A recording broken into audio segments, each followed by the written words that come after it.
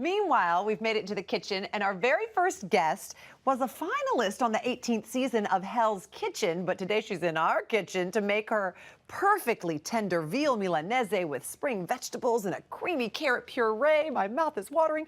Please welcome to our home for the first time, Chef Mia Castro. Welcome, Chef Mia. Thank you. This is delicious. Joining Cam at the counter is Paigey and LZ, and they're very excited to dig in. So you guys get in there. I mean, what a meal. Yeah. This isn't, when you say, oh, I'm making veal Milanese, it sounds so fancy.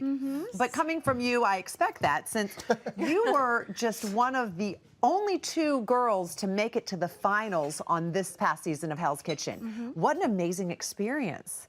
Tell us about it. It was really amazing. I had a really good time. It was something that I didn't really look for or expected, but when the opportunity presented itself, I went for it and I ended up surprising myself, so. Were you nervous? I mean, he can be kind of aggressive. Listen, my mom, before I went on it, she's like, you need to practice, you need to study, and I wasn't nervous. Like, I felt like I had been practicing for the last 10 years. It was a rehearsal for this. So it was exciting mostly. And clearly Gordon Ramsay liked you because, like I said, you were only one of the two girls who made it to the finals. So you did a great job. I don't know if you made the veal Milanese, but whatever you did, it worked. So this is what starts with beautifully pounded veal, correct? Yep. So do you pound your own veal? Do you get it? You can pound it yourself. You just take a little plastic, take a mallet, and go for it if you want to get out some frustration. If you want to cut some prep time, you just ask your butcher to do it. And they'll do it for you. Yep. Perfect. And then we bread it. Yep. So we're working with the veal here. This is called a standard breading procedure. This is that kind of like standard operating procedure? But it's a standard breading procedure. Exactly. So what this does is you get the flour on it, and then the flour helps the eggs stick to it, which helps our breadcrumbs, which are panko and Parmesan cheese, to stick to the egg. Now, is that a typical breading for veal Milanese? No, you usually use Italian breadcrumbs, but I like panko because they're crispier. Oh, I love panko.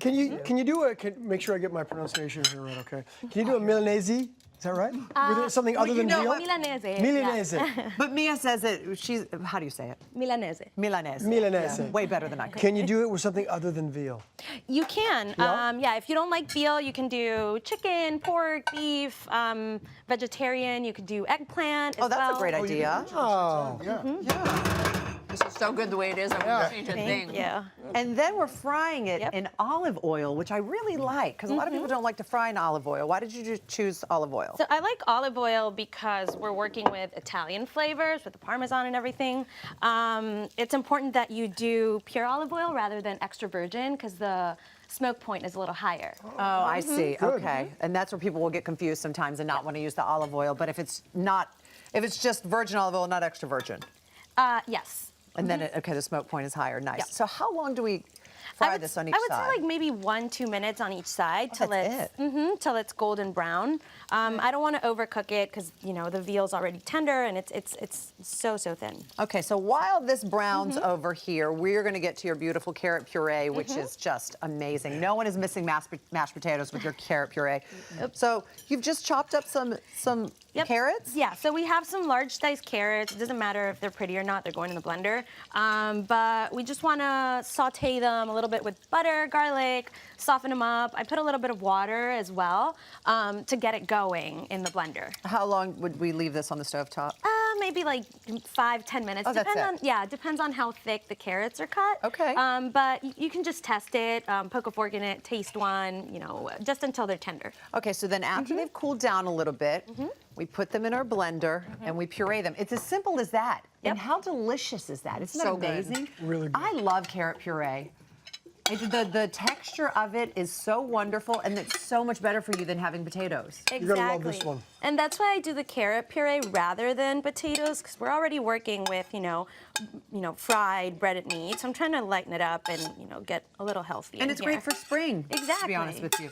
Okay, so now we just turn this guy on after it's cooled down a little bit, right? Yep.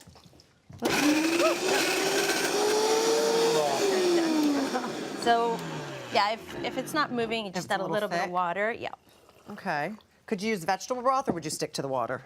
You could do veggie broth, chicken broth, doesn't matter. There it goes. Yep. There it goes. Probably a little bit more. Gonna do the blender.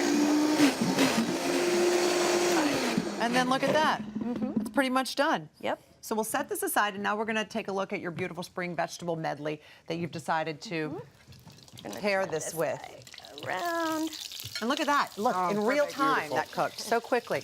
So over here we have your spring vegetables. So we have some spring vegetables. These are some radishes, carrots, fava beans. You can use any vegetables you want, but because of the season and, you know, the colors, I think look, you know, visually stunning. And speaking of visually stunning, the way you plate this is visually stunning. Thank you. Did you do that for So, us? yep, we're doing it. So we just do a little swoosh of the carrot puree. And because of the sweetness, kids will eat the carrot puree. You know what I mean? It's a good way to have your kids. Also, adults will too. Yeah. I'm so happy right now. This is so good. So yummy. Look how beautiful this is. And if you're serving it at home with family and you don't want to worry about, you know, plating every single dish, you can serve everything separate so everyone just grabs whatever they want. Oh, wow, look how good Oh, that Mia, that's so beautiful. Thank you. looks. It really does. And then we put the Milanese on. All right. And I know that your Puerto Rican relatives are so proud of you. As a matter of fact, you're doing some press back in Puerto Rico because of all this, aren't you? Yes, I'm actually going home soon in a couple of weeks to celebrate this food festival called Saborea. And I'll be cooking every day. I'll be there on Saturday doing a demo. Wow. Oh, well, I'd Good like to for say you. we'll make it, but chances are I won't be taking a flight to Puerto Rico. Well, we get it here. We get the food It'll be here. fun. It'll be fun. Deb, you got to have a little taste. This is absolutely delicious, Mia. For more so from Mia, by the way, beautiful. visit her social media at Chef Mia Castro. And as always, this recipe will be at hallmarkchannel.com.